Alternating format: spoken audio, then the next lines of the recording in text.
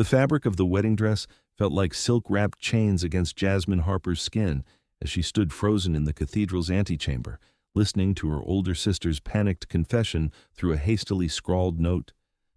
"I can't do this. I'm sorry. Tell them I'm sick. Tell them anything. I love Marcus and I've run away with him. Forgive me." Jasmine's hands trembled as she read the words again, her mind spinning with the catastrophic implications. Her sister, Evangeline, was supposed to marry Lord Casimir Draven Morgath, the vampire king of the Eastern Territories, in exactly 20 minutes. This wasn't just a wedding, it was a peace treaty. A blood oath, a contract signed in front of witnesses from both the Human Council and the vampire courts, meant to end centuries of hostility between their peoples. If Evangeline didn't walk down that aisle, war would erupt before sunrise. The cathedral bells began to toll, their deep resonance vibrating through the stone walls. Jasmine stared at her reflection in the gilded mirror.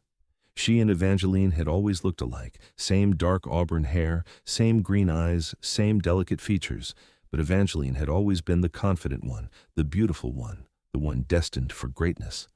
Jasmine was just the younger sister who worked as a librarian in the Human Territories, content to live in obscurity. But now, wearing Evangeline's wedding dress with its intricate lace and pearl beading, Jasmine looked exactly like the bride everyone expected to see. The heavy veil would cover her face during the ceremony. The dim candlelight of the cathedral would mask any subtle differences. And the vampire groom had only met Evangeline once, months ago, when their families had arranged the match. He wouldn't know. He couldn't know, not until dawn at least. Jasmine's heart hammered against her ribs as she made the most insane decision of her life. She would walk down that aisle. She would stand in for her sister. She would buy time. Maybe Evangeline would change her mind. Maybe they could find a solution. Maybe she could explain everything after the ceremony and beg for mercy. Anything was better than immediate war. She adjusted the veil with shaking fingers, took 3 deep breaths that did nothing to calm her racing pulse, and opened the door. The cathedral stretched before her like a Gothic dream. Hundreds of candles flickered in iron sconces along walls carved with ancient symbols. The pews were filled with dignitaries from both species humans in their finest suits and gowns on one side, vampires in dark, elegant attire on the other. The vampires all shared that distinctive pale skin and light hair, their eyes gleaming with predatory intelligence in the candlelight. They looked like beautiful marble statues come to life, terrifyingly perfect. And at the altar, waiting with his back turned, stood Casimir.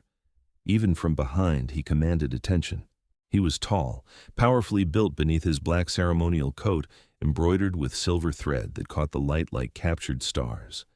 His hair was pure white gold, falling in waves past his shoulders in the ancient style of vampire royalty. When he shifted slightly, Jasmine caught a glimpse of his profile, sharp aristocratic features that could have been carved from ice. The music swelled. Everyone stood. There was no turning back now. Jasmine forced herself to walk forward, each step measured and deliberate. She focused on breathing, on not tripping over the dress, on keeping her head high the way Evangeline would. The aisle felt endless. She could feel hundreds of eyes on her, human and vampire alike, all watching to see if this fragile piece would hold. She reached the altar. Casimir turned to face her. Jasmine's breath caught. She'd expected him to be handsome, all vampires were, with their otherworldly beauty, but she hadn't expected this. His face was striking in its perfection, all sharp angles and pale skin that seemed to glow in the candlelight. His eyes were a deep crimson red, the color of fresh blood, and they fixed on her with an intensity that made her feel transparent. His features were coldly beautiful, regal and ancient, with high cheekbones and a strong jaw that spoke of both nobility and danger. He was magnificent and terrifying in equal measure. For a long moment, he simply stared at her through the veil. Jasmine held her breath, certain he could see through the delicate fabric, certain he knew. But then he extended his hand, palm up, in the traditional gesture. She placed her trembling hand in his. His skin was cool, not cold exactly, but definitely cooler than human warmth. His grip was firm, careful, controlled as if he was acutely aware of his own strength. The officiant began the ceremony, reading from an ancient text in a language that predated both their peoples. Jasmine understood none of it, but she knew what it meant. This was binding magic, old and powerful, designed to tie two souls together in a peace that couldn't be broken by simple human or vampire whims. Her heart hammered with guilt and terror. What was she doing? This was insane. This was, "Do you accept this bond?" The officiant's voice cut through her panic, speaking now in common tongue. He was addressing her. Casimir's red eyes bored into hers through the veil. She could feel the weight of his gaze, the ancient power radiating from him. One word from her would seal this. One word would make this real. "I do," she whispered, her voice barely audible. Something flickered across Casimir's expression, too quick to read. Then he spoke, his voice deep and rich, with an accent that spoke of old courts and older power. "I accept this bond." The officiant placed their joined hands over a silver chalice. He spoke words in that ancient language again, and Jasmine felt something shift in the air, like static electricity raising the hairs on her arms. Magic. Real magic. Not the parlor tricks she'd seen at human festivals, but something primal and binding. The officiant drew a small ceremonial blade across Casimir's palm. Dark blood welled up, almost black in the candlelight. Then he turned to Jasmine. She barely felt the cut, but watched in fascination as her own red blood mixed with Casimir's in the chalice. The officiant swirled it together, spoke more ancient words, and then raised the chalice between them. "Drink and be bound. Drink and seal the peace. Drink and become one in the eyes of all the old powers." Casimir took the chalice first, his eyes never leaving hers as he drank. Then he handed it to her. Through the veil, Jasmine could smell copper and something else, something dark and intoxicating that made her head spin. She lifted the veil just enough to bring the chalice to her lips and drank. The taste was metallic and sweet and wrong and perfect all at once. The moment the blood touched her tongue, she felt that static electricity explode into something more connection, thin and fragile, but undeniably real, stretching between her and Casimir like a silver thread she could almost see. His eyes widened fractionally. He felt it too. The officiant took the chalice. "It is done. The bond is sealed. The peace is made. You are now united before all powers, old and new." The cathedral erupted in applause, humans and vampires alike, celebrating this historic union. But Jasmine couldn't hear any of it over the roaring in her ears. The bond thrummed between them, growing stronger with each passing second. This was supposed to be a political marriage, a contract, nothing more. But the magic didn't care about politics. The magic had made it real. Casimir leaned closer, his hand coming up to lift her veil. This was tradition, the groom revealing his bride's face for their first kiss as husband and wife. Jasmine's heart stopped. The moment he saw her clearly, really saw her, he would know something was wrong. Maybe not immediately, but soon. Too soon. His long fingers grasped the edge of the veil. Jasmine found herself staring into those crimson eyes, mesmerized and terrified. He lifted the fabric slowly, almost ceremonially, his gaze intense and searching. The veil fell back. Candlelight illuminated her face fully for the first time. Casimir went completely still. His expression didn't change, but Jasmine felt something shift in that bond between them, surprise, confusion, and something darker she couldn't name. He knew, or at least he suspected, but they were surrounded by hundreds of witnesses. The ceremony was complete. The bond was sealed. Whatever he discovered, he couldn't act on it here, not without causing the very incident this marriage was meant to prevent. So he did the only thing he could do. He leaned down and kissed her. His lips were cool and firm against hers, the kiss controlled and brief, appropriate for a public ceremony. But Jasmine felt it everywhere, that electric current of the bond, making even this chaste kiss feel intimate and overwhelming. When he pulled back, his eyes had darkened to a deeper shade of red, and his hand remained at her waist, possessive and steady. "My bride," he said softly, his voice carrying just enough for those nearby to hear. But the way he said it, there was a question in those words, an edge that made Jasmine's stomach clench with dread. They turned to face their assembled guests. More applause.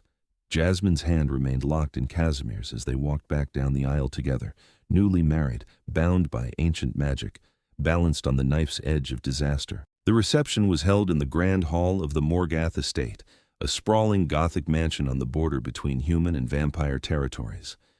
The building was magnificent and imposing, all dark stone and soaring architecture with stained glass windows that would be beautiful in daylight, but now glowed with the light of hundreds of candles. Jasmine moved through the evening in a daze, accepting congratulations from people whose names she didn't know, making small talk while her mind screamed at her to run. But Casimir remained at her side the entire time, his hand always touching her somehow at her waist, on her arm, fingers intertwined with hers.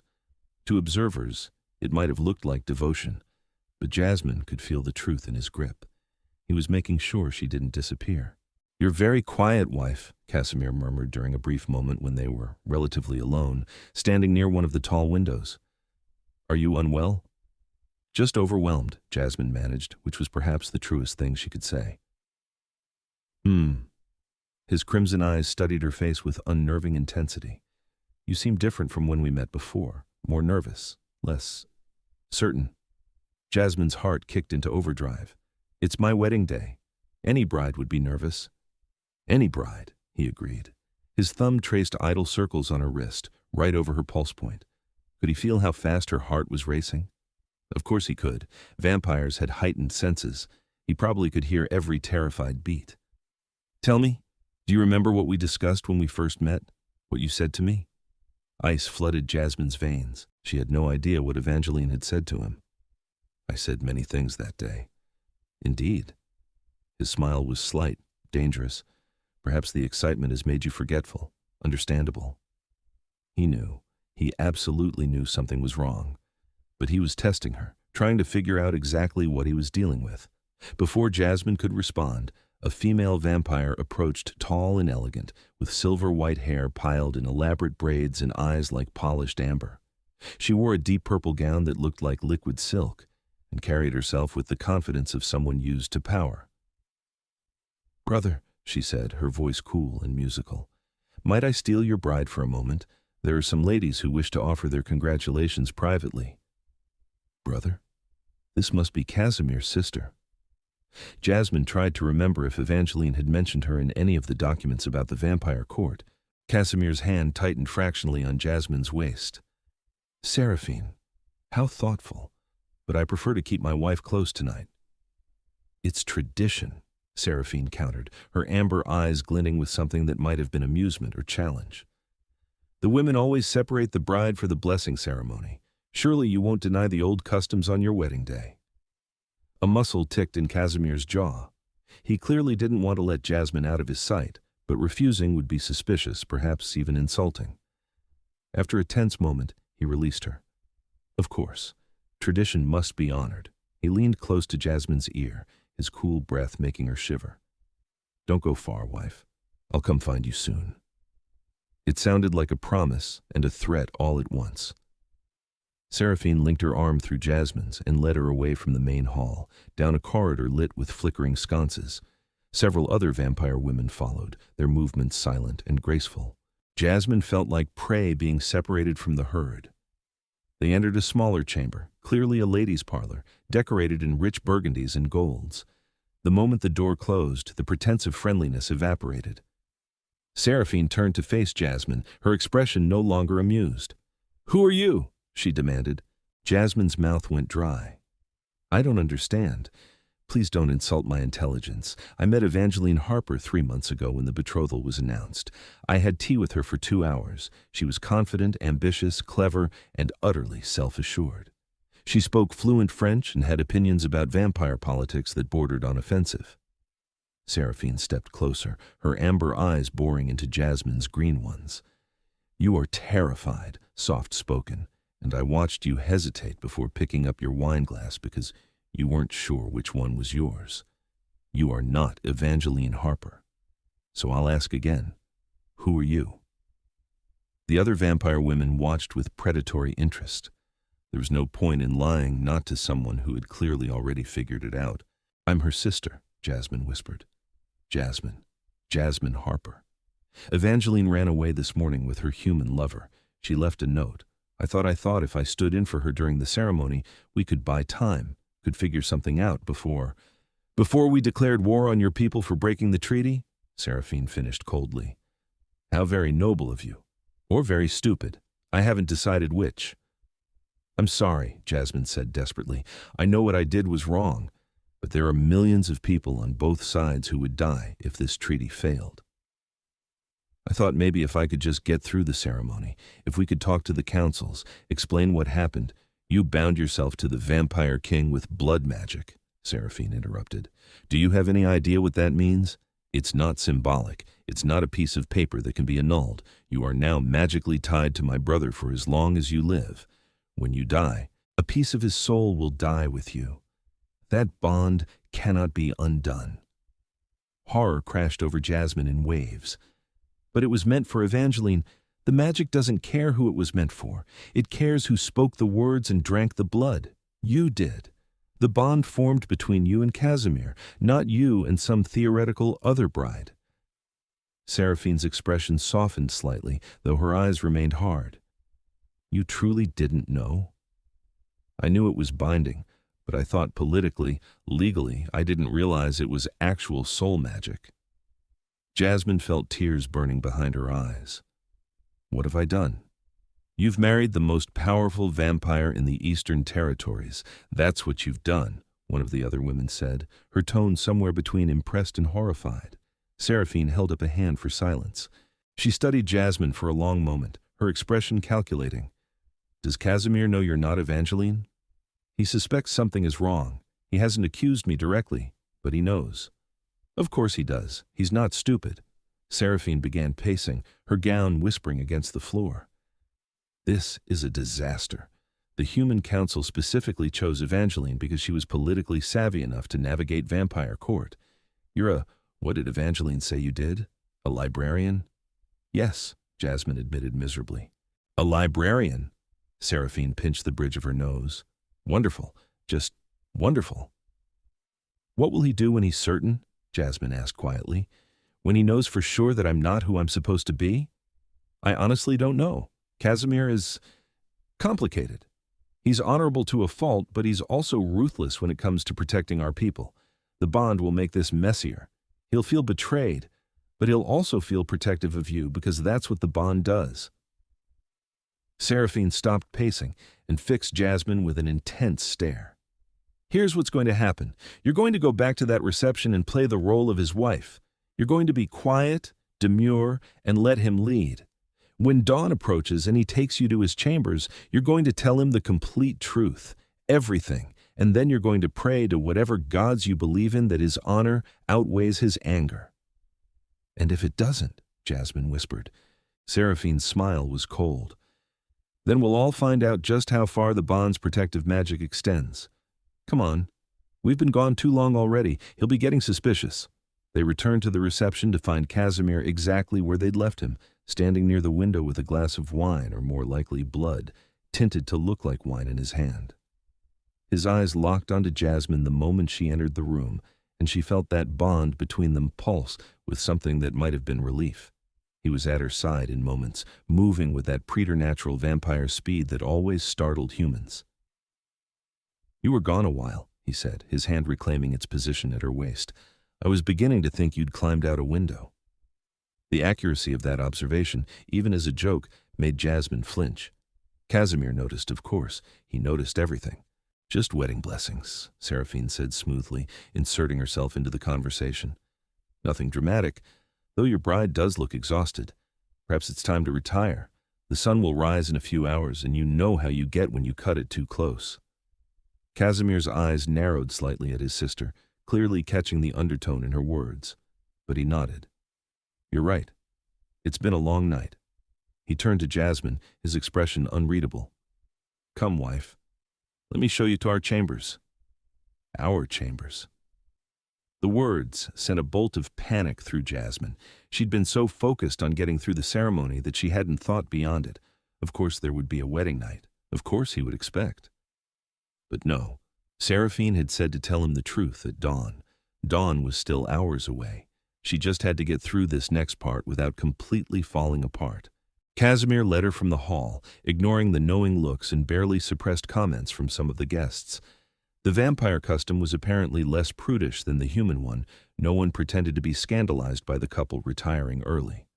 They walked through the mansion in silence, climbing a grand staircase and moving down a hallway lined with portraits of previous Morgath lords and ladies.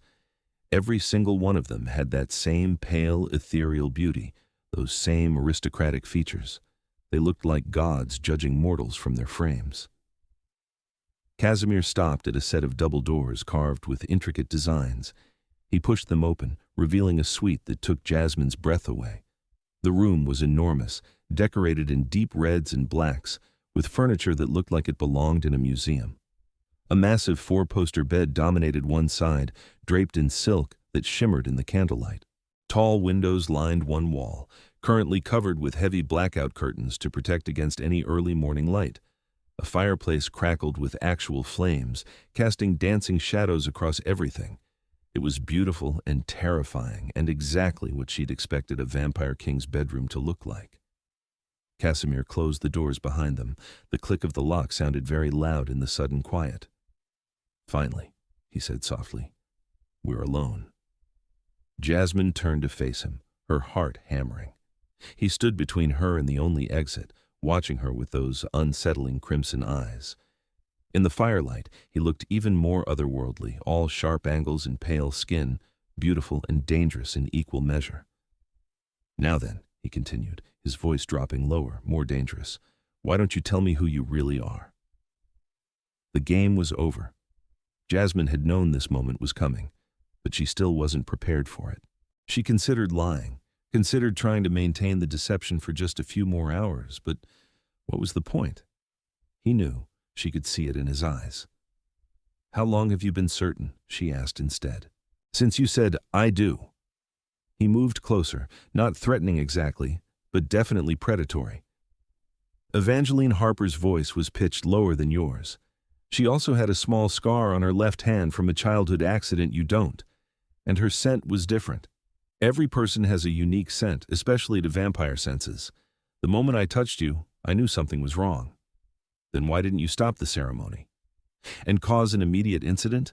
Start a war in front of hundreds of witnesses? I'm not that rash. He was close enough now that Jasmine had to tilt her head back to meet his eyes. I decided to wait, to see what game was being played.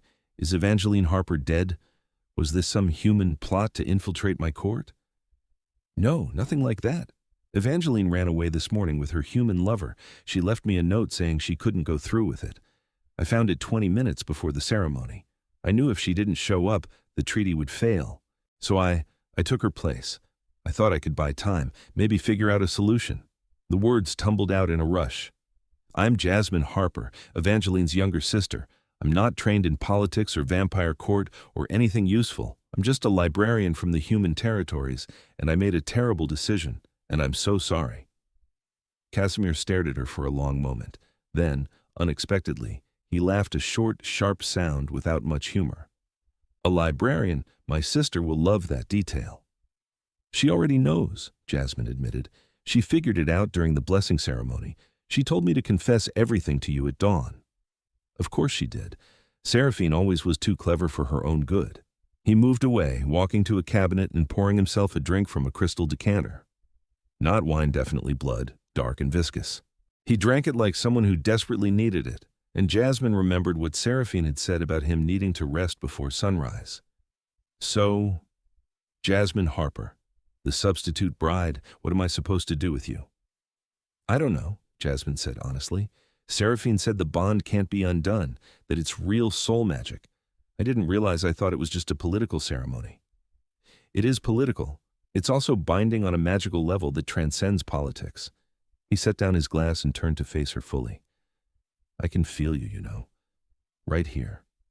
He pressed a hand to his chest. Your fear. Your guilt. Your heart racing like a trapped bird. The bond is already forming, growing stronger by the hour. By tomorrow night, it will be permanent and unbreakable. I will be linked to you for the rest of your mortal life, and when you die, I will feel it like a wound that never fully heals. The weight of that statement crushed down on Jasmine. I'm so sorry. I never meant to trap you in anything. And yet here we are. His expression was difficult to read. Anger, definitely, but also something else. Confusion, maybe, or resignation. The ironic thing is, if you'd told the truth before the ceremony, we could have found another solution. Delayed it, renegotiated, sent out a search party for your wayward sister. But you bonded yourself to me with blood magic in front of the most powerful witnesses from both our peoples. That cannot be undone or ignored. What will happen to me? Jasmine asked quietly. To the treaty? The treaty still stands. You're a Harper, even if you're not the Harper they expected. The blood magic doesn't care about politics, only that a Harper married a Morgath, which technically happened. He ran a hand through his white gold hair, looking suddenly tired. As for what happens to you, that's more complicated. You're my wife now, bound to me by magic and law. The vampire court will expect you to fulfill that role, and He trailed off, his jaw tightening. I am honor-bound to protect you, to provide for you, even though everything about this situation infuriates me. Because of the bond? Partly. The bond creates a compulsion to protect one's mate, but also because despite everything, you did what you did trying to prevent a war. That shows either remarkable courage or remarkable stupidity, and I haven't decided which. He studied her for a long moment. Did your sister know you would do this? Did she plan for you to take her place? No, Jasmine said immediately. She had no idea. She probably thought I'd tell the truth and let the consequences happen. She doesn't know I stood in for her. So you made this choice entirely on your own. Sacrificed yourself to save people you don't know for a treaty you had no stake in. Something shifted in his expression, a slight softening. That's either very noble or very foolish. Probably both, Jasmine admitted. A ghost of a smile touched his lips, there and gone. Probably. They stood in silence for a moment, the tension between them shifting into something less immediately hostile. Jasmine could still feel that bond Casimir had described, a warm thread connecting them that pulsed with each beat of her heart. What happens now? She asked finally. Now? Casimir glanced toward the curtained windows. Now we have about 3 hours until dawn, at which point I will need to rest. Sunlight won't kill me, but it weakens me considerably, makes me vulnerable. I prefer to sleep through the daylight hours when possible. And me? You will stay here, in these chambers, with me. He held up a hand before she could panic. Not for the reasons you're imagining. This room is the most secure in the entire mansion. Heavy guard, magical wards, impossible to breach without triggering alarms.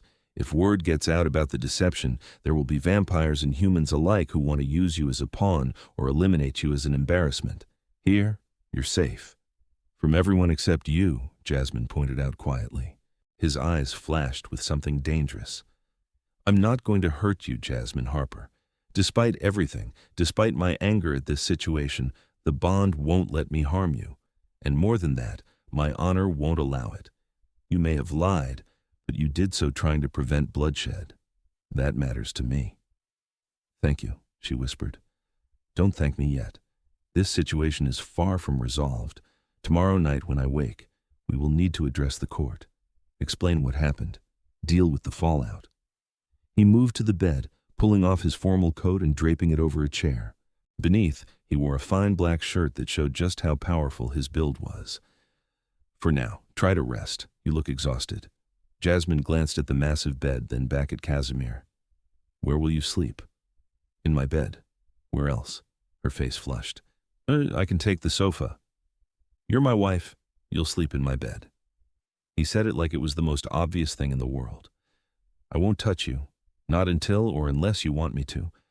But I need to be close enough to feel the bond, to know you're safe. That's not negotiable. There was no point in arguing. Jasmine nodded, suddenly aware of how heavy the wedding dress felt, how exhausted she was from the terror and stress of the entire night.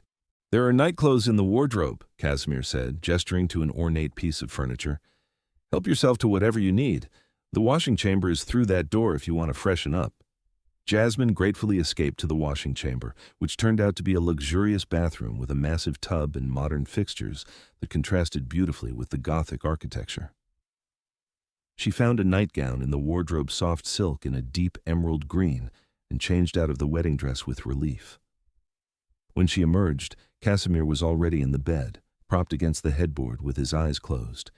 He'd removed his shirt entirely, revealing a muscled chest and arms marked with intricate tattoos, ancient symbols, probably magical wards or marks of his lineage. His white gold hair spilled over his shoulders, and in the firelight, he looked like something out of a myth. He opened his eyes as she approached. "Come here." Jasmine climbed into the bed, staying as far on her side as possible.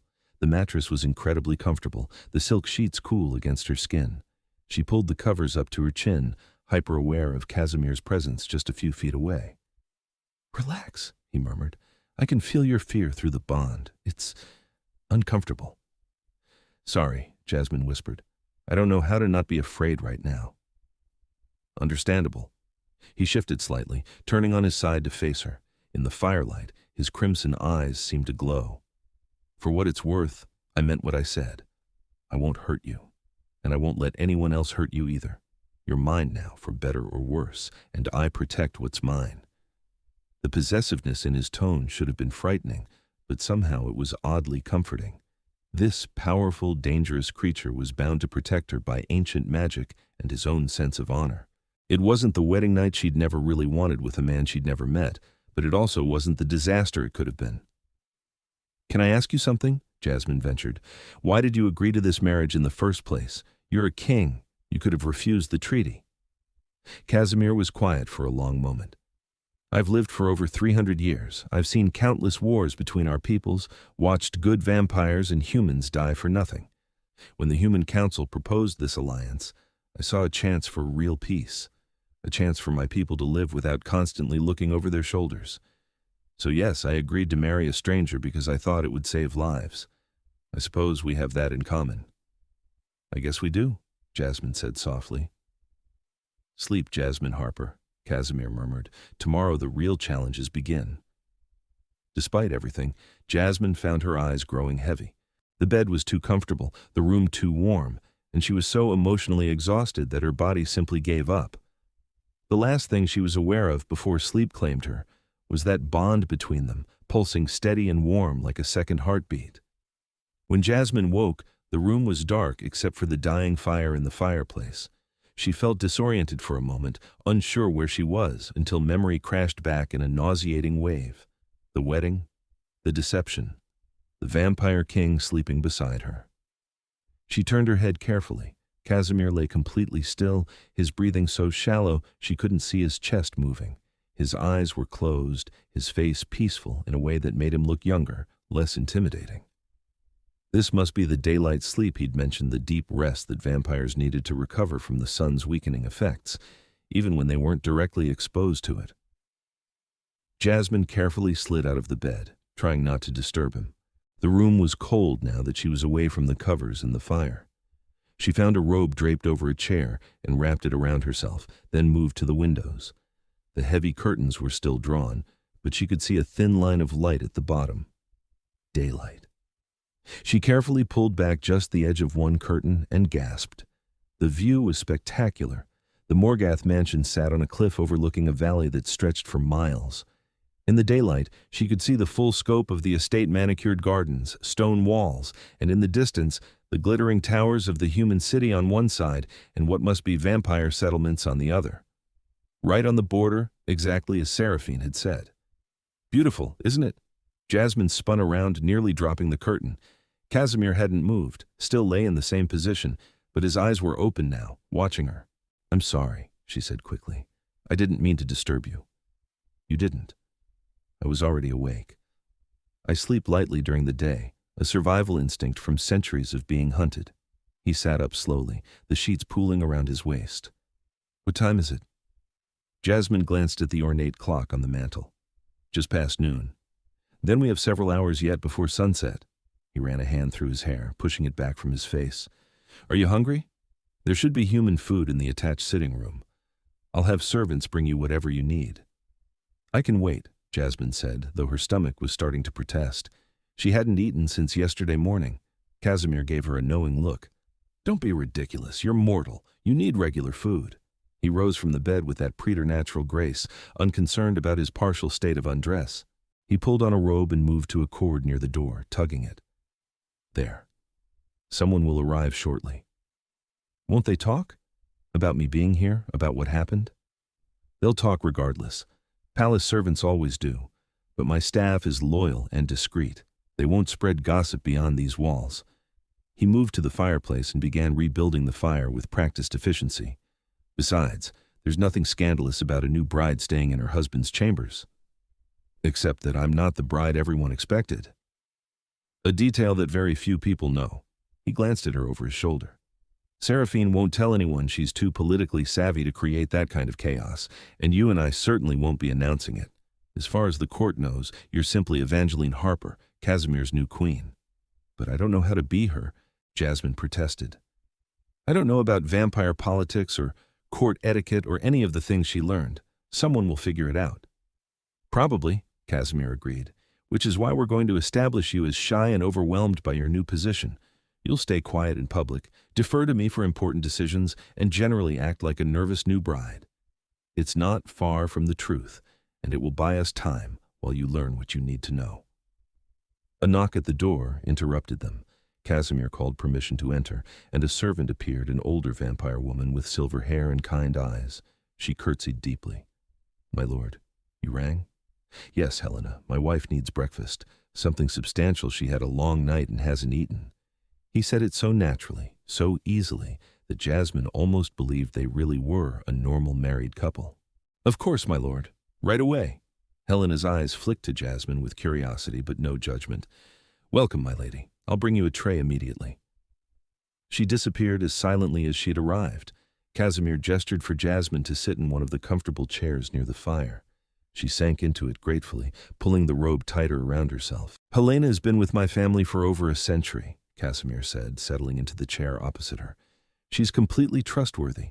If you need anything during the day when I'm less functional, you can ask her. Thank you, Jasmine said quietly, for not just throwing me to the wolves. I know you could make this much harder than you are. What would be the point? You're bound to me now. Making you miserable would only make both our lives worse. He leaned back in his chair, studying her in the firelight. Though, I will admit, this is not how I envisioned my wedding night going. Jasmine felt her face heat. I'm sorry for that too. I know this whole situation is wrong. Wrong is relative. Unexpected, certainly. Complicated, definitely. But wrong? He tilted his head thoughtfully. I find myself uncertain on that point. You saved countless lives with your deception, even if that wasn't your primary goal. There's honor in that, even if the method was questionable. Why are you being so understanding about this? Jasmine asked. I lied to you. I tricked you into a magical bond. You should be furious. Oh, I am furious, Casimir said, his eyes flashing red for just a moment. Make no mistake about that. But I'm also pragmatic. Rage won't undo the bond or change the situation, and despite the circumstances, you are my wife now. Destroying you emotionally or physically would only harm us both. Helena returned with a tray laden with food, fresh bread, cheese, fruit, eggs cooked perfectly, and hot tea that smelled like heaven. Jasmine realized she was absolutely starving. She thanked Helena and began eating, while Casimir watched with that same intense focus he seemed to bring to everything. You're not what I expected either, Jasmine said between bites. I thought you'd be cold, cruel maybe, but you're a monster with manners, he suggested dryly. Honorable, Jasmine corrected, and kind in your way. I didn't expect that. Something complicated crossed his expression. Don't romanticize me, Jasmine Harper. I've done terrible things in my 3 centuries of life. I've killed when necessary, made hard decisions that cost lives, ruled with a firm hand because that's what my people needed. I'm being decent to you now because it serves my interests and because the bond won't let me be cruel. But don't mistake that for softness. I won't, Jasmine promised, but she couldn't help noticing that despite his words, his tone had gentled when he said her name. The bond was affecting him too, whether he wanted to admit it or not. They spent the rest of the daylight hours in relative peace. Casimir explained the basics of vampire court politics while Jasmine ate and listened. She learned about the different vampire houses, the territories they controlled, the ancient feuds and alliances that had shaped vampire society for millennia. It was overwhelming, but she tried to memorize as much as possible. The Purior. The most important thing to understand, Casimir said, is that vampire society runs on honor and hierarchy. Every vampire knows their place in the structure. I'm at the top of the Eastern Territories, my word is law here. But there are other territories, other kings and queens, and we all answer to the ancient council in matters that affect all vampire kind. What will they think about the marriage? Jasmine asked. Will they care that I'm not who I was supposed to be? They'll care that the treaty was completed and the bond was formed. The specific identity of my bride is less important than the political implications. He paused. Though if they discover the deception, they may use it as leverage for negotiations. The ancient council is always looking for ways to gain advantage over the territorial leaders. So I'm potentially a political liability. You're potentially a political asset, depending on how we frame the situation. Casimir stood and stretched, the movement unconsciously graceful. But that's a problem for another day. Right now I need to rest properly before sunset. The daylight has worn on me more than usual, probably because of the bond, the magic it took to form it. Jasmine set aside her empty tray and stood as well. What should I do? You can stay here, read if you like, the library is through that door. It connects to my study. Or you can rest as well. We have a long night ahead of us once the sun sets. He moved toward the bed, then paused. Jasmine? Yes? Thank you. For breakfast, for listening, for not being completely unreasonable about this situation. I know it's terrifying for you. Having a stranger know that you're afraid, being bound to someone you don't know. It must be overwhelming. The unexpected kindness in his words made her throat tight. You're welcome. And thank you, too, for not making this worse than it already is. He nodded once, then climbed back into the bed. Within moments, he was still again, that deep vampire sleep reclaiming him. Jasmine moved to the library he'd mentioned and found herself in a book lover's dream. The room was lined floor to ceiling with shelves, filled with books in dozens of languages. Some looked ancient, their spines cracked with age. Others were clearly modern. She ran her fingers along the spines reverently, feeling more at home here than she had anywhere else in this strange new life. She selected a book on vampire history and settled into a comfortable reading chair. As the afternoon sun tracked across the sky outside the heavy curtains, Jasmine read and learned and tried not to think about what would happen when darkness fell and the real challenges began. Sunset came with a shift in the air that Jasmine could actually feel. One moment she was reading peacefully in the library, the next she felt a pulse through that bond, like a string being plucked. Casimir was waking. She set aside her book and returned to the main chamber. Casimir was sitting up in bed, looking more alert and energized than he had all day. The twilight seemed to revitalize him, bringing color to his pale skin and brightness to his eyes. Evening, he said, his voice clear and strong now. Did you rest? I read mostly. Your library is incredible. 300 years of collecting. I'm glad someone appreciates it. He rose from the bed and moved to a wardrobe, pulling out fresh clothes. I need to dress and address the court. They'll be expecting to see us tonight to offer their formal congratulations and oaths of loyalty. Tonight? Already? Jasmine's anxiety spiked. The sooner we face them, the less room there is for speculation and gossip. He paused in his dressing, looking at her seriously. You'll need to look the part of a queen. Can you do that? Jasmine swallowed hard. I'll try. Trying will have to be enough. He gestured to another wardrobe.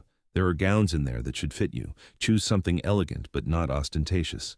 We want you to look confident but not flashy. Jasmine moved to the wardrobe and found it full of beautiful gowns in various styles and colors. She selected a deep sapphire blue dress with silver embroidery that reminded her of starlight. It fit perfectly, flowing around her in a way that made her feel more regal than she ever had in her life. When she emerged from behind the dressing screen, Casimir had finished dressing in formal attire, black pants, a deep burgundy coat embroidered with silver thread, his white gold hair pulled back partially but still flowing down his back. He looked every inch the vampire king. His eyes widened fractionally when he saw her. That color suits you. You look beautiful. The compliment, unexpected and genuine, made Jasmine's heart skip. "Thank you." He crossed to her and offered his arm. "Remember, stay close to me. Speak only when directly addressed and let me handle any difficult questions. You're overwhelmed by your new position, that's all. No one will expect profound political statements from you yet. What if someone asks about Evangeline, about my past? Then you give vague answers. You grew up in the human territories. You were educated privately. You're honored to serve as a bridge between our peoples. Nothing specific that could be verified or contradicted." Jasmine nodded, trying to calm her racing heart. She placed her hand on Casimir's arm and immediately felt that bond pulse between them, warm and steadying. His presence was oddly comforting, despite everything. They left the chambers and made their way through the mansion. Vampire servants bowed deeply as they passed, their eyes curious but respectful. Jasmine kept her head high, trying to project a confidence she absolutely didn't feel. The throne room was magnificent, a vast space with soaring ceilings, Gothic arches, and more of those beautiful stained glass windows, showing scenes from vampire history. 2 thrones sat on a raised dais at the far end, both ornate and intimidating. The room was filled with vampires, all dressed in their finest, all turning to watch as Casimir and Jasmine entered. The attention felt like a physical weight. Hundreds of those predatory vampire eyes locked onto her, assessing, judging, curious. Jasmine's fingers tightened on Casimir's arm, and she felt him respond by placing his hand over hers, a subtle gesture of reassurance and possession. They walked down the center aisle toward the thrones. The crowd parted for them, bowing as they passed. Jasmine noticed Seraphine standing near the front, her amber eyes unreadable. She inclined her head slightly to Jasmine acknowledgement, if not quite approval. Casimir led Jasmine up to the dais. He settled into his throne with natural authority, then guided her to sit in the queen's throne beside him. The moment she sat, she felt the weight of the position, the centuries of queens who had sat in this very spot. Casimir raised a hand, and the room fell into absolute silence. "My people," he said, his voice carrying effortlessly through the vast space. "I present to you my wife, Jasmine Harper, Queen of the Eastern Territories and bridge between our kind and humanity." "Wait, Jasmine? Not Evangeline." She shot him a quick look, but his expression was calm, controlled. What was he doing? "Some of you may have heard rumors," Casimir continued. "Allow me to address them directly. The woman who sits beside me is not Evangeline Harper, as originally announced. Evangeline chose to forsake the treaty at the last moment.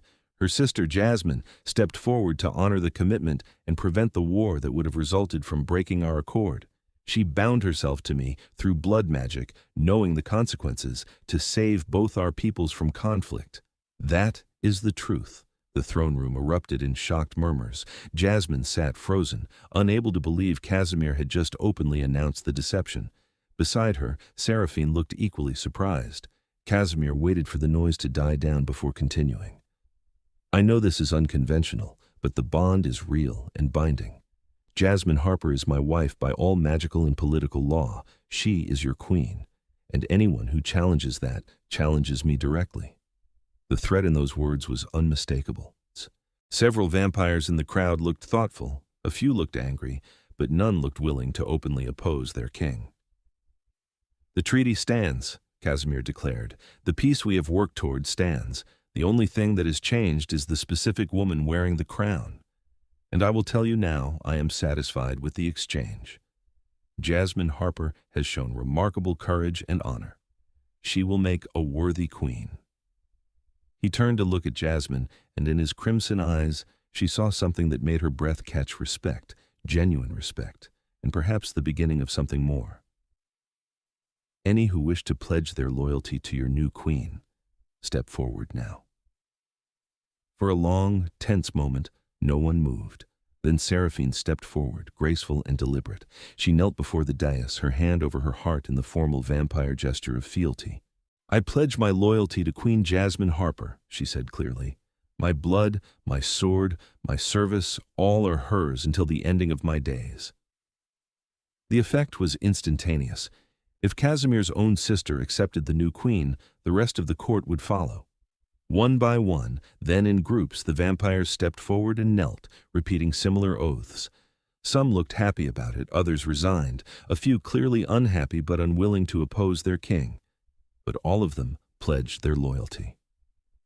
Jasmine sat in the throne, overwhelmed by the display. She was their queen. Truly, officially, their queen. Not as a deception or a substitute, but as Casimir's chosen partner, acknowledged and accepted by the court. When the last oath had been sworn, Casimir stood and offered his hand to Jasmine. She took it and rose, her legs unsteady. "Tonight, we celebrate," Casimir announced. "Tomorrow we begin the work of building this new peace. But tonight, we honor the bond and the courage that made it possible." Music began to play, something haunting and beautiful, performed by vampire musicians. The formal part of the evening was over. Now came the reception, the socializing, the political maneuvering. Why did you do that?" Jasmine whispered as they descended from the dais. "Why tell them the truth?" "Because the truth would have come out eventually, and I would rather control how and when that happened," Casimir replied quietly. "By announcing it myself and framing you as courageous rather than deceitful, I shaped the narrative. Now you're the brave human who sacrificed herself for peace, not the imposter who tricked the vampire king." "That's actually brilliant. I've had 3 centuries to learn politics, Jasmine. Trust me, this was the right move." He led her into the crowd, introducing her to important nobles and council members. Jasmine did her best to remember names and titles, to smile graciously, to play the role of queen with at least some competence. Seraphine appeared at her elbow during a brief lull. "That was unexpected," she murmured, "but well played by my brother.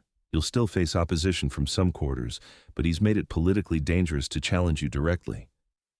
"Thank you," Jasmine said quietly, "for being the first to pledge loyalty. That meant everything." Seraphine's expression softened slightly. "Casimir's my brother. I'll support his choices, even the unexpected ones. And, truthfully, I think you might be better suited to this role than Evangeline would have been. She had the political training, but you have something she lacked: genuine compassion. That will serve you well in the long run." Before Jasmine could respond, a commotion near the entrance drew everyone's attention. A group of human dignitaries had arrived, members of the Human Council who had helped negotiate the treaty. Casimir's hand found Jasmine's waist immediately, pulling her close. "This will be interesting," he murmured. "They'll want to know if the treaty still holds despite the switch." The lead counselor approached a middle-aged man named Edward Quinn, who Jasmine vaguely recognized from news broadcasts. His expression was carefully neutral as he bowed to Casimir. "Lord Morgath, congratulations on your marriage. We heard rumors about the identity of your bride." "I've addressed those rumors publicly," Casimir said coolly. "Jasmine Harper is my wife and queen. The treaty stands exactly as negotiated, with a Harper bound to a Morgath through blood magic. The specific Harper is irrelevant to the legal terms of our accord." "And Evangeline Harper? Where is she?" "That is a matter for her family to address, not for you or me," Casimir replied. "She is no longer relevant to the treaty or to this court." Edward's eyes narrowed slightly, but he nodded. "Very well. Then, on behalf of the Human Council, I offer our continued support for this alliance and our congratulations to you both." It was as close to approval as they were likely to get. The other human dignitaries followed Edward's lead, offering polite congratulations, even as their eyes assessed Jasmine with open curiosity. The evening wore on, a blur of introductions and conversations. Jasmine's feet ached in her formal shoes, her face hurt from smiling, and her mind spun from trying to remember everything she was learning. But Casimir remained at her side the entire time, a steady presence that kept her grounded. Finally, as the night stretched toward its end, he leaned close and whispered, "You've done well, more than well, but I can feel your exhaustion through the bond. Shall we retire?" Jasmine nodded gratefully. They made their excuses and left the throne room, walking back through the now familiar corridors to their chambers. The moment the doors closed behind them, Jasmine sagged with relief. "That was the most terrifying thing I've ever done. You handled it beautifully. No one would have guessed you weren't trained for this." Casimir removed his formal coat and loosened his collar, suddenly looking more relaxed. "You're going to make a fine queen, Jasmine Harper. I mean that. I still don't understand why you're being so kind about this. You could have exposed me as a fraud, had the marriage annulled somehow. The marriage cannot be annulled. The blood bond is permanent. He turned to face her fully. And as for why I'm being kind, as you put it, I told you before. You showed courage. You sacrificed yourself trying to prevent a war. That means something to me. More than the deception, more than the inconvenience, more than my initial anger. You have honor, Jasmine. I respect that. Even though I'm just a human librarian? Even though, he confirmed. A slight smile touched his lips. Though, I'll admit, I'm curious to see what a librarian does with the Royal Library. It's been neglected for decades. Perhaps you'll finally organize it properly. The casual comment, so domestic and normal, made Jasmine laugh despite herself. Is that my first official duty as queen? Library organization? If you wish, a queen can set her own projects. He moved closer and Jasmine found herself tilting her head back to maintain eye contact. But there is one tradition we should observe, now that the court has accepted you. What tradition? The proper consummation of the marriage bond. He said it softly, his crimson eyes locked on hers. The blood magic has sealed us together, but the bond grows stronger with physical intimacy. It's not required immediately, but eventually. Jasmine's heart kicked into overdrive. I don't know if I'm ready for that. I know, and I won't push you. His hand came up to cup her cheek, the touch gentle.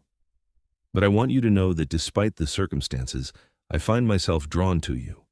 The bond creates a natural attraction, yes, but it's more than that. You're brave and kind and stronger than you believe.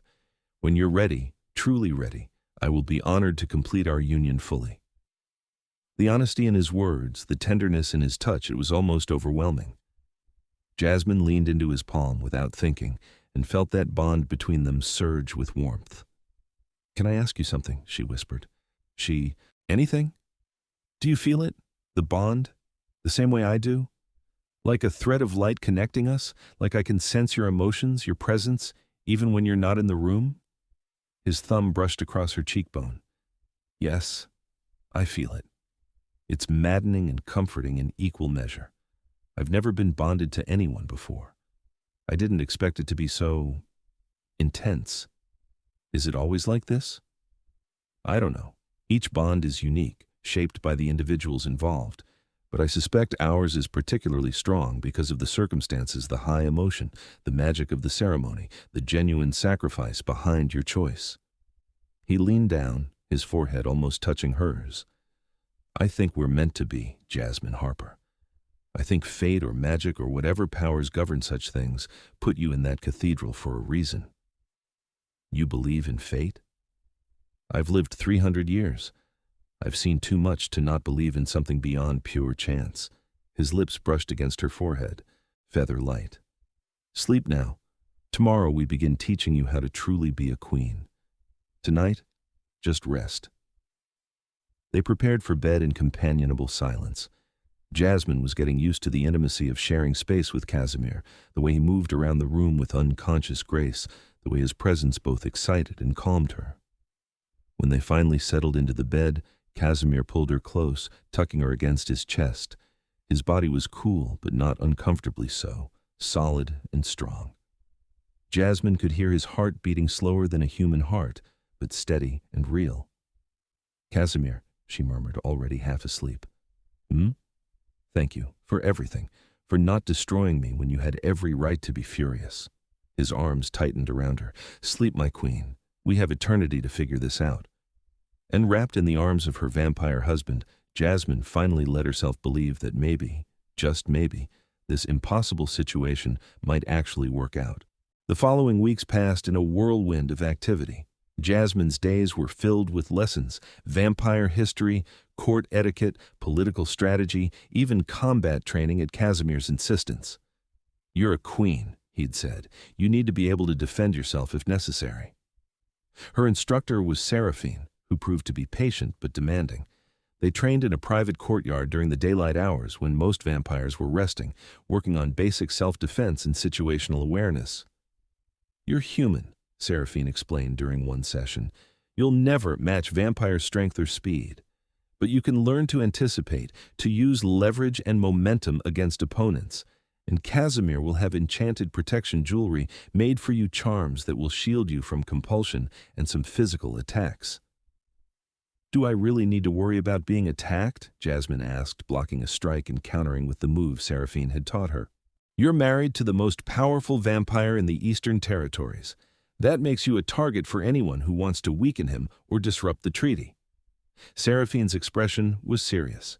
The Human Council has enemies who oppose the alliance, and there are vampires who think Casimir is too soft on humans, who would love to see this peace fail. You need to be careful. The warning proved prescient 2 weeks later. Jasmine was in the Royal Library, her favorite place in the entire mansion, cataloging a particularly old collection of texts, when she heard footsteps behind her. She turned, expecting to see Helena or another familiar servant. Instead, she found herself facing 3 vampires she didn't recognize. They wore fine clothes, but their expressions were cold, calculating. The one in front, a male with ice-pale hair and blue eyes like frozen water, gave her a smile that was all teeth and no warmth. "Queen Jasmine," he said, his voice smooth as silk and just as cold. "How lovely to finally meet you properly. I am Lord Valerian Thorn." Something in Jasmine's instincts screamed danger. She straightened, trying to project confidence. "Lord Thorn, I don't believe we've been introduced." "An oversight. I've been away from court attending to business in the Northern Territories. I only just returned to hear the fascinating news about our king's unexpected bride." He moved closer, and Jasmine resisted the urge to back away. "Tell me, does Casimir know you're here alone, unguarded, vulnerable?" "I'm never unguarded," Jasmine said, her hand moving to the pendant at her throat, one of the protection charms Casimir had given her. "And I'm exactly where my husband knows me to be." "Your husband?" Valerian's smile widened. "Such an interesting situation. A human pretending to be queen, bound to our king through trickery and deception. Do you really think this will last?" "The court has accepted me. The treaty stands. What I think doesn't matter." "Oh, but it does." Valerian circled her slowly, predatory. "You see, there are many of us who believe Casimir has grown weak. Too focused on peace with humans, too willing to compromise our superiority. Your presence here proves it. A vampire king should have a vampire queen, not some fragile mortal who will die in a blink of our eternal lives." "Then take it up with your king," Jasmine said firmly, even though her heart was pounding. "I'm sure he'd love to hear your concerns." "We plan to. But first, we wanted to meet you, to see what kind of woman could bewitch our king so thoroughly." Valerian was directly in front of her now, close enough that she could see the inhuman stillness of his face, the predatory gleam in his eyes. "You're pretty enough, I suppose, but fragile. So very fragile." His hand shot out, faster than Jasmine could track, reaching for her throat. She flinched back, her hand clutching the pendant, and felt a surge of magic. The protection charm flared bright, and Valerian's hand hit an invisible barrier inches from her skin. He hissed in pain and frustration. "Clever," he snarled. "Protected." Of course he would protect his pet. "I am not a pet," Jasmine said, her voice shaking but firm. "I am his wife and your queen, and you just attempted assault on a member of the royal family. That's treason." "Only if anyone believes you." Valerian's eyes narrowed. "It's your word against mine, little human. Who do you think the court will believe?"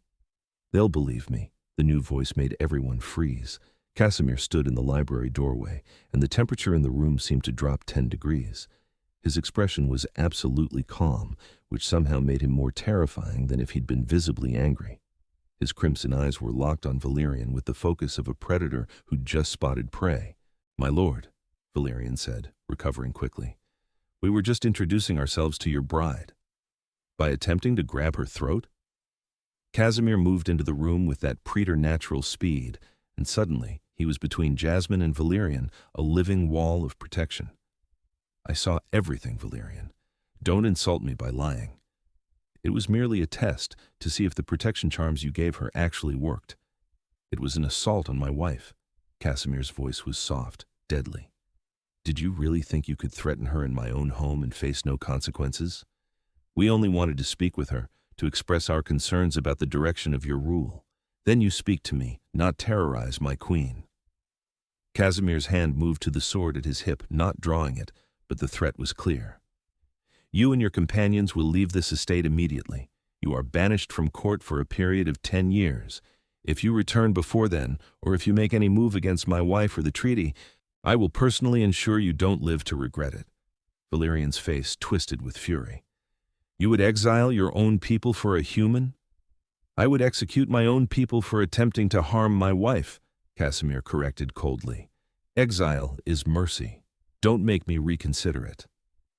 For a moment, Jasmine thought Valerian might actually attack. His companions had tensed, hands moving toward weapons. But then he seemed to remember who he was facing, the Vampire King, over 300 years old, powerful enough to destroy all three of them without much effort. "As you command, my king," Valerian said through gritted teeth. He and his companions backed toward the door. "But know this, not all of us are content with your choices. There will be others who question this alliance, this weakness. And they will all face the same choice," Casimir said. "Accept my rule and the peace I've built, or leave my territories. I won't be moved by threats or intimidation." Valerian and his companions left, their footsteps echoing in the sudden silence. The moment they were gone, Casimir turned to Jasmine, his hands coming up to cup her face. "Are you hurt? Did he touch you?" "No, the charm worked. I'm fine, just shaken." Now that the immediate danger had passed, Jasmine found herself trembling. "How did you know I was in trouble?" "The bond." Casimir's thumbs brushed across her cheekbones gently. "I felt your fear spike suddenly. I was in a council meeting, but I left immediately, if I'd been even a minute later. But you weren't. I'm okay."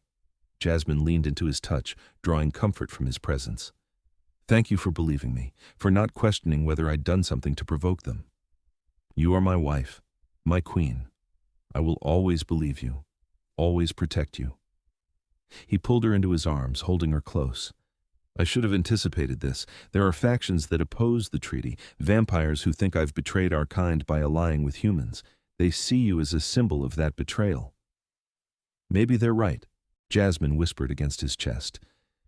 "Maybe you would be better off with a vampire queen who understands your world." "Stop." Casimir pulled back enough to look at her, his expression fierce. "Don't let them poison your mind with their rhetoric. You are exactly who I need, someone who bridges both worlds, who understands both perspectives. A vampire queen would only reinforce the divide between our peoples. You help heal it." "I don't feel very helpful. I feel like a liability." "You're not." He kissed her forehead, then her nose, then brushed his lips against hers, the first real kiss since their wedding, gentle and sweet.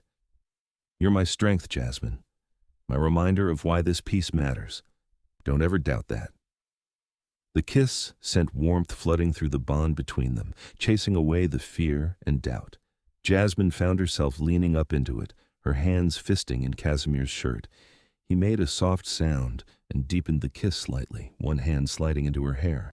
When they finally broke apart, both breathing harder, Casimir's eyes had darkened to a deep burgundy.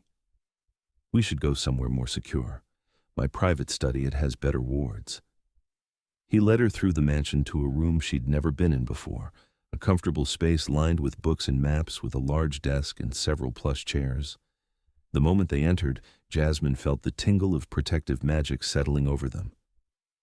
"This room is keyed specifically to me," Casimir explained. "No one can enter without my permission, and nothing said here can be overheard. You're safe here." Jasmine settled into one of the chairs, still feeling shaky. Casimir poured her a glass of wine and handed it to her before settling in the chair beside hers. "I'm sorry," he said quietly. "This is my fault. I should have increased your security, should have anticipated that my opposition would try something like this. You can't protect me from everything. I can try." He reached over and took her hand, lacing their fingers together. "From now on, you'll have at least 2 guards with you whenever you leave our chambers. Seraphine will coordinate your security personally. I'll be a prisoner in my own home." "You'll be protected," Casimir corrected firmly. "At least until we've identified all the potential threats and neutralized them. I won't lose you, Jasmine. I can't." The intensity in his voice made her look at him sharply. "The bond?" "Partly, but also—" He paused, seeming to struggle with the words. I find myself caring for you, genuinely, beyond what the magic compels. You're smart and kind and braver than you know. Being with you, talking with you, watching you tackle this impossible situation with such grace, it's made me feel things I haven't felt in decades, maybe centuries. Jasmine's heart skipped. What are you saying? I'm saying that this marriage, this bond, it started as politics and accident, but it's becoming something real, something I want to last, not out of obligation, but because I'm falling in love with you. The words hung in the air between them, honest and vulnerable. Jasmine stared at him, at this powerful vampire king who could destroy armies, but was looking at her like she held his entire world in her hands. I'm falling in love with you too, she whispered. I've been trying not to, trying to keep distance because this whole situation is so complicated. But I can't help it. You're honorable and strong and protective, but also kind and patient with me. You make me feel safe and challenged all at once. And when you kiss me, I feel like I'm home. Casimir made a sound somewhere between a laugh and a sigh. He pulled her out of her chair and into his lap, cradling her close. We're quite a pair, aren't we? The vampire king and the substitute bride, falling in love against all odds. Sounds like something out of a story, Jasmine agreed, her head resting against his shoulder. The best stories are built on impossible circumstances. He tilted her chin up and kissed her again, deeper this time, with genuine passion behind it. Jasmine melted into it, her arms winding around his neck. The bond between them sang with joy, pulsing with the confirmation of what they both felt. When they finally broke apart, both were flushed and breathless. We should probably discuss security protocols, Casimir said, though he made no move to release her. Later, Jasmine murmured, pulling him back down for another kiss. Right now I just want this. As my queen commands, he said with a smile against her lips. They stayed in his study for hours, talking and kissing and learning each other in ways they hadn't allowed themselves before. By the time they finally returned to their chambers, Jasmine felt like something fundamental had shifted. This was no longer a political arrangement or a magical accident. This was real. The next few weeks saw increased security throughout the mansion, but also increased happiness in Casimir and Jasmine's relationship. They were no longer just playing roles, they were genuinely building a life together. Jasmine took over management of the Royal Library, organizing centuries of neglected texts and making the space more accessible to scholars from both vampire and human communities. Casimir worked on strengthening the treaty, using his marriage as proof that humans and vampires could coexist peacefully. They spent their evenings together, talking about everything and nothing, learning each other's stories. Casimir told her about his centuries of life, the wars he'd seen, the friends he'd lost, the burden of immortality. Jasmine told him about her quiet life before all this, her love of books, her dreams that had seemed so small before fate thrust her into queenhood. Do you regret it? Casimir asked one night as they lay together in bed. Standing in for your sister? Taking on this life? Jasmine thought about it carefully. I regret the way it happened. I wish I could have been honest from the start. But regret you? Regret this? She gestured to the room, to them, to everything they'd built. Never. This is the most terrifying and wonderful thing that's ever happened to me. Even though you're bound to a vampire for the rest of your life. Especially because I'm bound to you, she kissed him softly. I love you, Casimir. That's not the bond talking, that's me. I love you too, Jasmine Harper. He rolled them over so she was beneath him, his white gold hair falling around them like a curtain. My impossible bride, my unexpected queen, my everything. He kissed her deeply, and Jasmine felt the bond between them flare, bright and warm. What had started as politics and deception had become the truest thing in her life. A month after the incident with Valerian, news arrived that shook the entire court. Evangeline had been found living in a small human town with her lover Marcus, married and pregnant. Casimir brought the news to Jasmine personally, finding her in the library where she spent most of her days. His expression was carefully neutral. How do you feel about this? He asked after explaining the situation. Jasmine set down the book she'd been cataloging. I don't know. Angry that she ran and put me in this position, relieved that she's happy, guilty that I'm glad she's not coming back. All of it at once, I guess. The Human Council wants to bring her back, put her on trial for breaking the treaty? No, Jasmine stood, her voice firm. She made her choice. She's living with the consequences. So am I. Dragging her back and punishing her serves no purpose except revenge. You're more forgiving than I expected. I'm not forgiving. I'm practical. And honestly? Jasmine moved to the window, looking out at the valley below. She did me a favor, even if she didn't mean to. If she'd gone through with the wedding, I never would have met you, never would have become queen, never would have found this life. So let her have her happiness with Marcus. We have ours here. Casimir came up behind her, wrapping his arms around her waist and pulling her back against his chest. You're remarkable. You know that? I'm learning from the best. She leaned back into him, enjoying the cool comfort of his presence. What will you tell the council?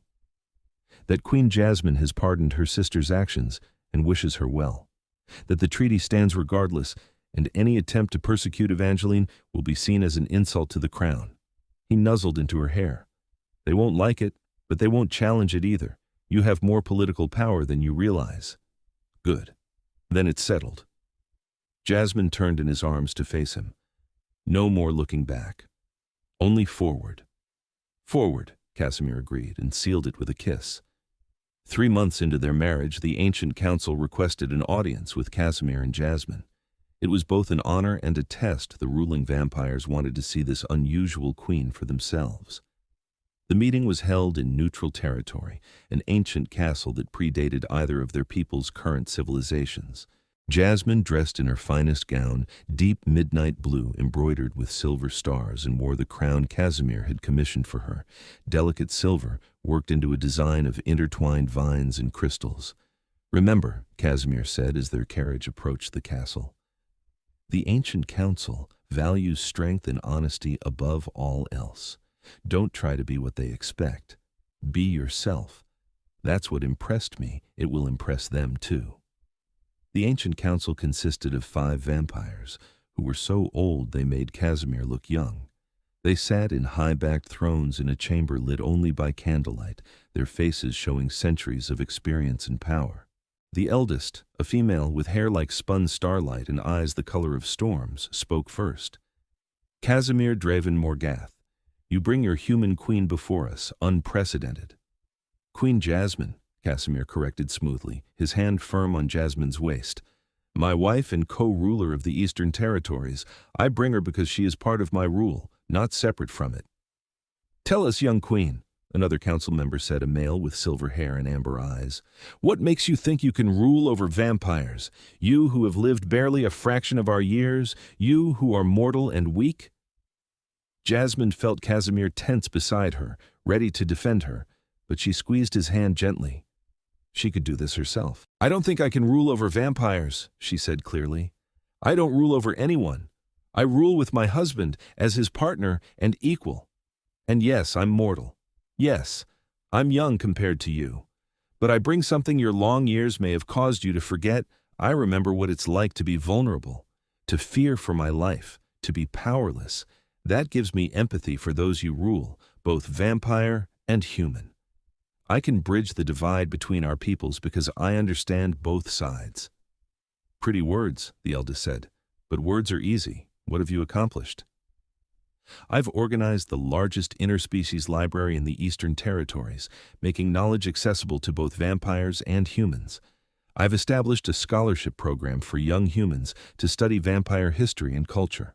I've personally mediated 3 disputes between human settlements and vampire territories, finding solutions that satisfied both parties. And I've proven that a human can stand beside a vampire king as an equal, not a pet or a victim. Jasmine lifted her chin proudly. I may be young and mortal, but I'm not weak, and I'm not afraid of you. The council members exchanged glances. Then, to Jasmine's shock, the eldest smiled a genuine expression of approval. You have spirit. I like that. She looked at Casimir. You chose well, young king. Or perhaps she chose you. Either way, we approve this union. The treaty stands with our full support. The formal approval of the ancient council was a massive political victory. On the journey home, Casimir couldn't stop praising Jasmine's performance. "You were magnificent," he said, pulling her into his lap in the carriage. "The way you stood up to them, the way you defended our work, I was so proud of you." "I was terrified," Jasmine admitted, "but I meant what I said. I'm not weak, even if I am human." "You're the strongest person I know," Casimir said seriously, "human or vampire, and I'm honored to rule beside you." Their kiss was interrupted by the carriage hitting a bump in the road, making them both laugh. The sound was light and happy, the sound of two people genuinely in love and building a life together.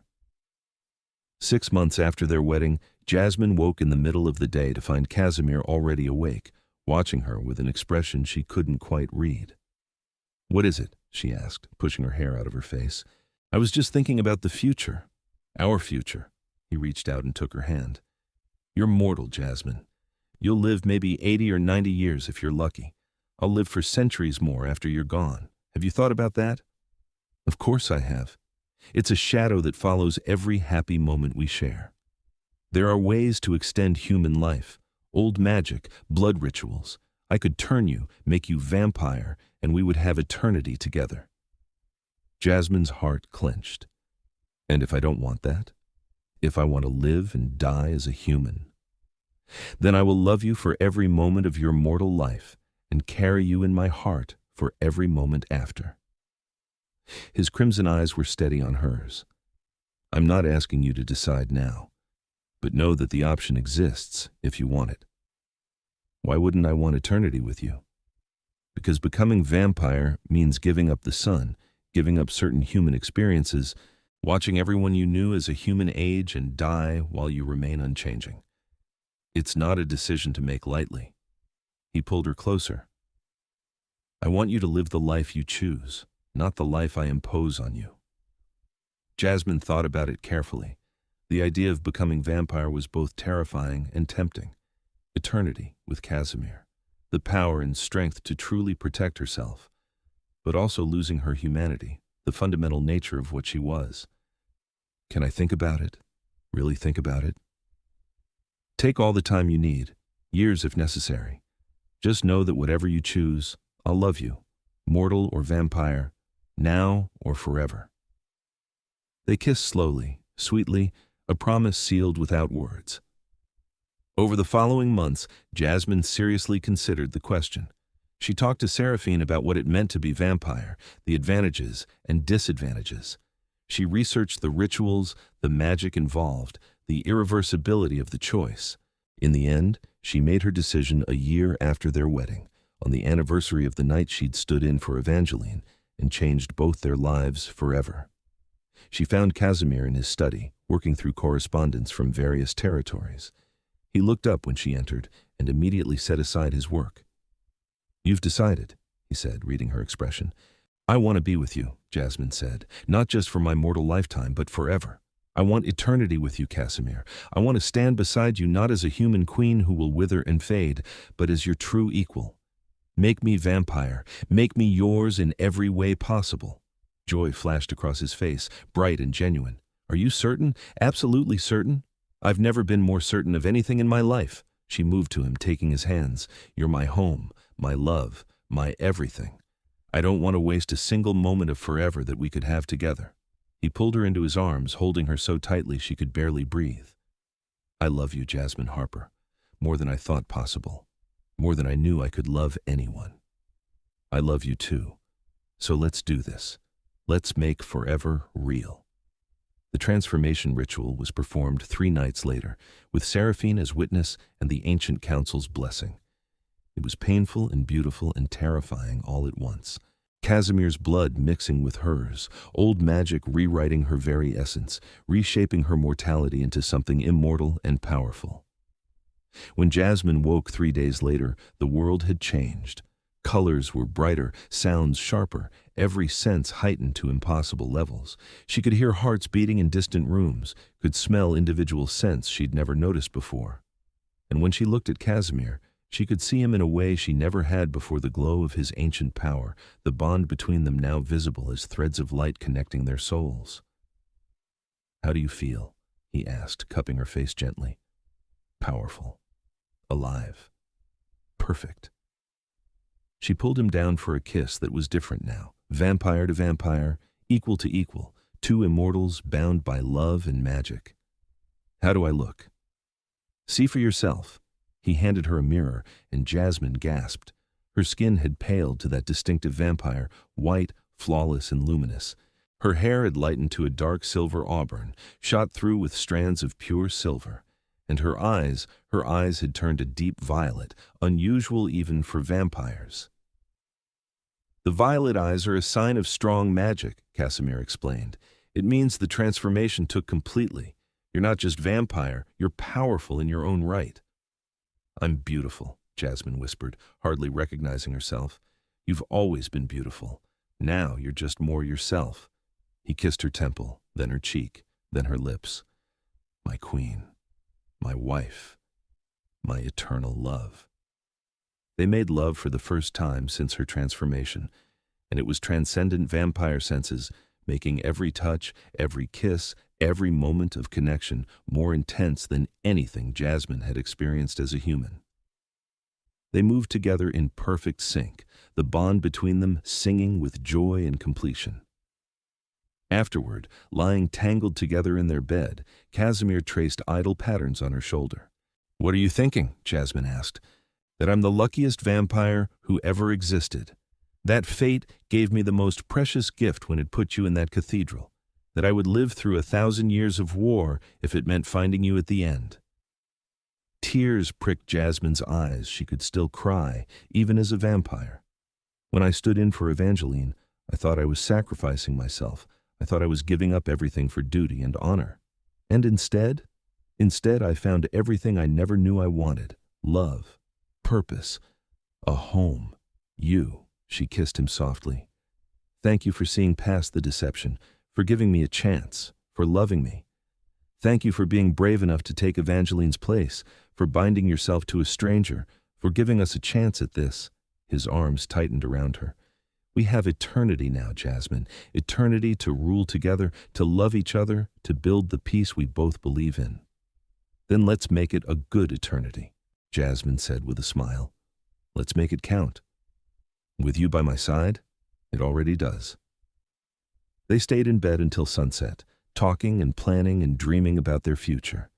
When they finally emerged to face the court, Jasmine did so as a true vampire queen, powerful, confident, and utterly in love with her vampire king. The court's reaction to her transformation was mixed, but no one could deny the power radiating from her now, the undeniable bond between her and Casimir that was visible to any vampire with eyes to see. She was no longer the human substitute who'd tricked their king. She was their queen, chosen and transformed, bound to Casimir through magic so deep it transcended politics or species. Over the following years, Jasmine and Casimir built something unprecedented, a true alliance between humans and vampires, with their love as the foundation. The library Jasmine had started grew into a full university where both species could study together. Trade agreements flourished. Conflicts were resolved through dialogue rather than violence. And through it all, Jasmine and Casimir remained utterly devoted to each other. They ruled together, loved together, faced every challenge side by side. 10 years after that fateful wedding night when Jasmine had stood in for her fleeing sister, she and Casimir stood together on the balcony of their mansion, watching the sunset over a valley now dotted with both human and vampire settlements living in peace. Do you ever wonder what would have happened if Evangeline had gone through with the wedding? Jasmine asked, leaning back against Casimir's chest. Sometimes. But I don't think the bond would have been the same. I don't think we would have had this. He gestured to the valley, to the peace they'd built. Evangeline was practical and ambitious. She would have been a good political partner. But you're my soulmate. The bond knew it before we did. The bond that formed because I lied and pretended to be someone else, Jasmine pointed out with a smile. The bond that formed because you were brave enough to sacrifice yourself for peace. However it happened, I'm grateful for it, grateful for you, every single day. Jasmine turned in his arms to face him. Even after 10 years, he still took her breath away, beautiful and dangerous and hers. I love you, Casimir Draven Morgath. Thank you for discovering the switch at dawn and not destroying me for it. I love you, Jasmine Harper Morgath. Thank you for standing in for the real bride who fled and giving me the best gift I've ever received you. They kissed as the sun disappeared below the horizon and the stars began to appear. Two immortal beings bound by love and magic and fate. What had started as deception and desperation had become the truest love story either of them could have imagined, and they had eternity to keep writing it together.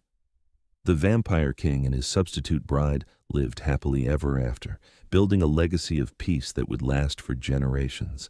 Their love became legend, proof that sometimes the most unexpected beginnings lead to the most beautiful endings.